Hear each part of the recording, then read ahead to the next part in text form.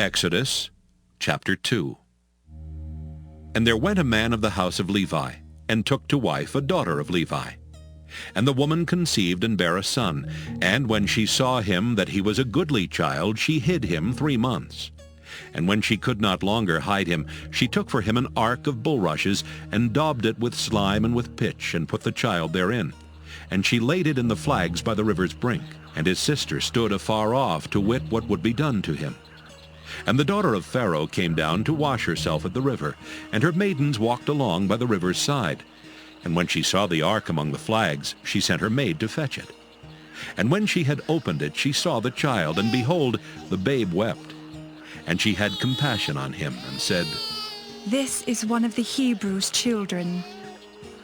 Then said his sister to Pharaoh's daughter, "Shall I go and call to thee a nurse of the Hebrew women, that she may nurse the child for thee?"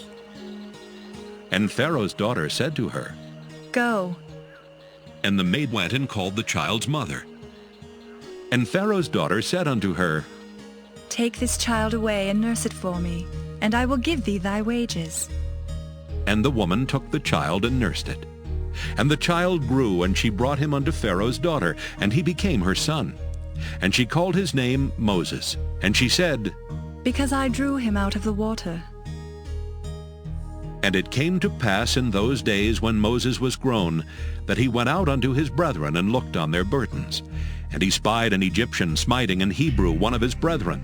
And he looked this way and that way, and when he saw that there was no man, he slew the Egyptian, and hid him in the sand. And when he went out the second day, behold, 2 men of the Hebrews strove together. And he said to him that did the wrong, "Wherefore smitest thou thy fellow?"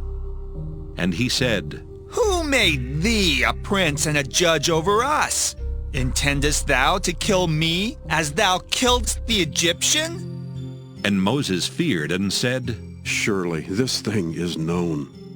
Now when Pharaoh heard this thing, he sought to slay Moses. But Moses fled from the face of Pharaoh, and dwelt in the land of Midian, and he sat down by a well.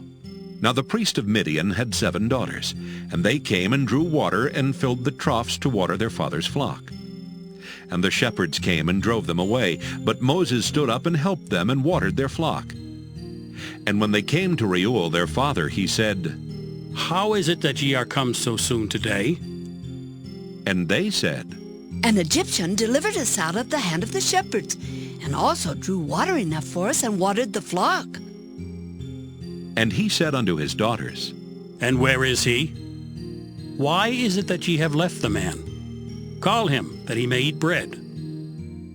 And Moses was content to dwell with the man. And he gave Moses Zipporah his daughter. And she bare him a son, and he called his name Gershom. For he said, "I have been a stranger in a strange land."